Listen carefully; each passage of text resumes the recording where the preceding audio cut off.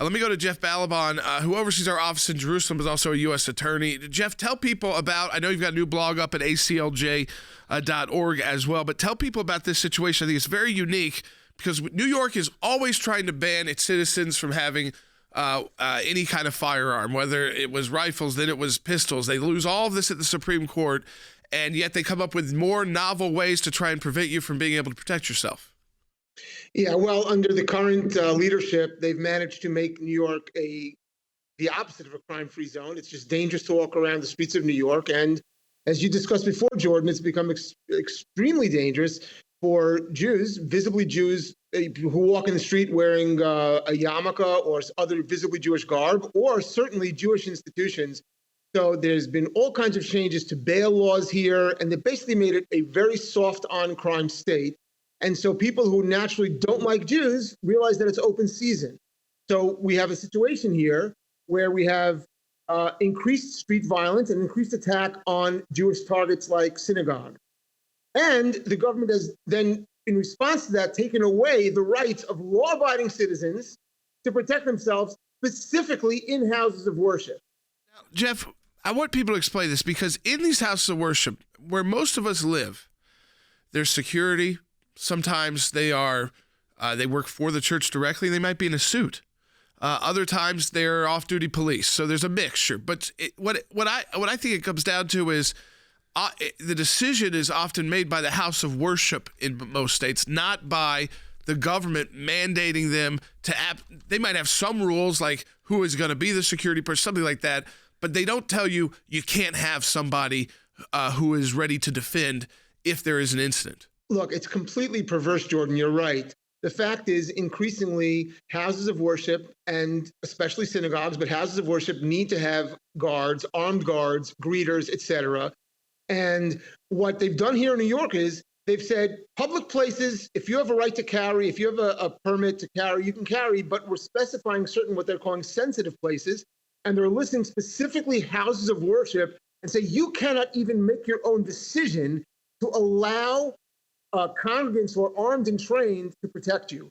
So in the case of synagogues, where we have in Orthodox synagogue services throughout the day, classes throughout the day, it's open many hours, sometimes 24 hours a day.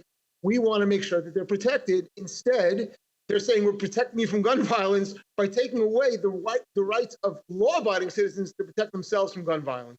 I mean, I think that a lot of people would understand that while some of us may go to churches and house of worship that kind of open and close, there's a lot of, especially churches that have chapels that are 24/7. 24 hours, yeah. There's always somebody there ready to talk to you. Right. I know in the Catholic Church, I know in the Episcopal Church. Yeah, more the classic churches, if you will, the Orthodox churches. There's a place to pray if you need to, like you feel like you need to go. Doors are never locked. Right. Part of the deal. Yep. And when you know that you are a group that is facing violence. And Jeff, you talked about how people can have concealed carry in New York now, but that's only because they lost at the Supreme Court. I mean, so every time they have to be taken to court, and that is what we have done here. We have joined in a lawsuit here. That's right, and we of course joined in that case in the Supreme Court, which struck down New York's previous ban, and the Supreme Court actually tracked a lot of the arguments that we made in our briefs. And of course, what New York did was then respond to the Supreme Court's upholding the Constitution by taking another slash at the Constitution against our Second Amendment rights and our First Amendment rights simultaneously. And that's why we've now joined in this amicus brief to stand up for the First Amendment and Second Amendment rights of New Yorkers. You know, people have asked this question, Jeff, and I'm seeing in our chats, people from New York. Is this specific to New York City, or is this statewide? No, this is statewide. There is separate New York City laws, and there's actually a New York City challenge as well. That has not yet, I think, has not gone up on appeal. The judge stated, but kept the restriction in place, which is infuriating, especially when you consider what's at stake here. And you know that we, when we put in this amicus brief in this case, we're working also together with the Synagogue Security Council of North America, which is a national organization, and they point out something critical, which is when there's an active shooter situation, it could be minutes, like 30 minutes. And according to the FBI, there's an average of 12 victims per minute in an active threat attack. That means you could talk about dozens of dead people while you're waiting for law enforcement. And they've taken away the right, not of restaurants, not of movie theaters, but of churches and synagogues to defend themselves.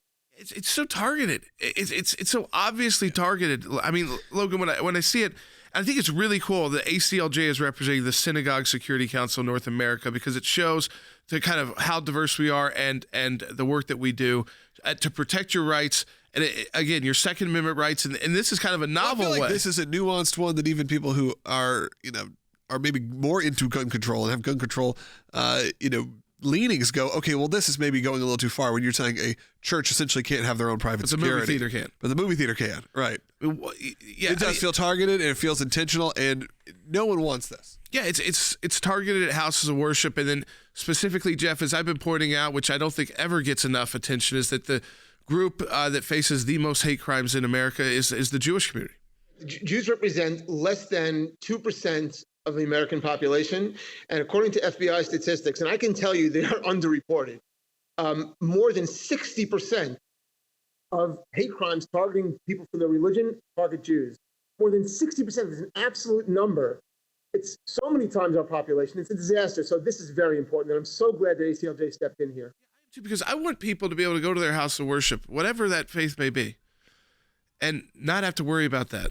To know that they've got at least security there watching their back, because we know that these mass shootings, unfortunately, are happening, and they're happening at houses of worship all the time. This to me is no different than your school having a security guard or anything like that. Right. Whenever there are masses of people, you want to make sure that people are kept safe. This is common sense solutions. It's, again, why we have a second. How it even came up as sort of a crazy thing. The fact that this was even... Because the animosity towards the Second Amendment is so high in New York that anytime they think they can get around a Supreme Court decision telling them you can't do that in New York, they try and ban another way of getting around so they can say, as politicians, we stop guns here.